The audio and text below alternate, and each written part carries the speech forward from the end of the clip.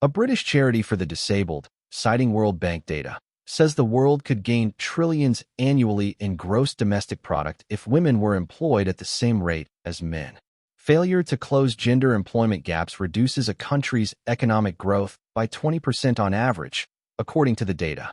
In many countries, women face multiple challenges when seeking employment or starting a business. Gender discrimination alone can drive women into poverty, but the risk increases if paired with disabilities.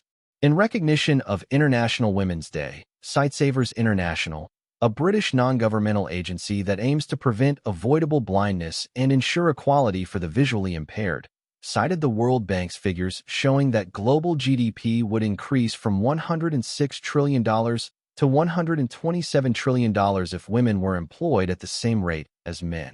Michelle Maddow, a 41-year-old beautician from Zimbabwe, is living with osteogenesis imperfecta, a brittle bone disease.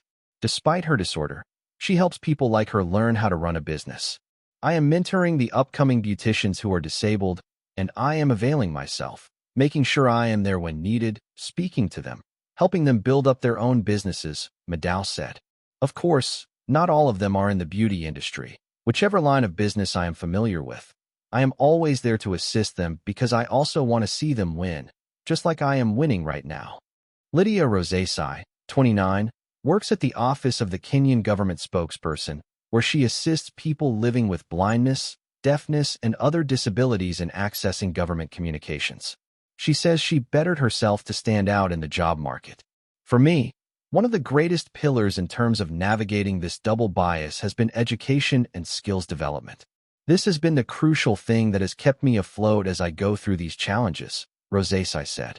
For example, in 2021, I joined the IT Bridger Academy, and at that time the digital skills were gaining a lot of prominence in the job market. So it gave me confidence and the capabilities that opened my doors. And then I have found supportive mentors and leaders who have been very important. Many African women struggle to get jobs, either because they were married off or became mothers at a young age, leaving them unable to finish their studies. Others encounter discrimination or sexual violence in their workplaces. Experts say empowering girls with education and allowing them to finish school is one way to reduce the gender employment gap. Liana Jones works on economic empowerment at Sightsavers. She says closing the gender gap requires policy reforms and cultural change. In terms of closing the gender gap in employment and entrepreneurship, this requires coordinated interventions at multiple levels, Jones said. At the policy level, we need to eliminate discriminatory laws and regulations that restrict women's economic participation.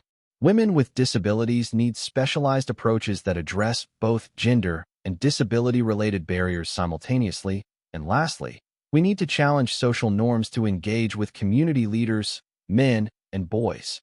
According to Equal Measures 2030, a coalition of national, regional, and global leaders from feminist networks, civil society, and international development, women in at least 77 countries are prohibited from working in the same jobs or sectors as men.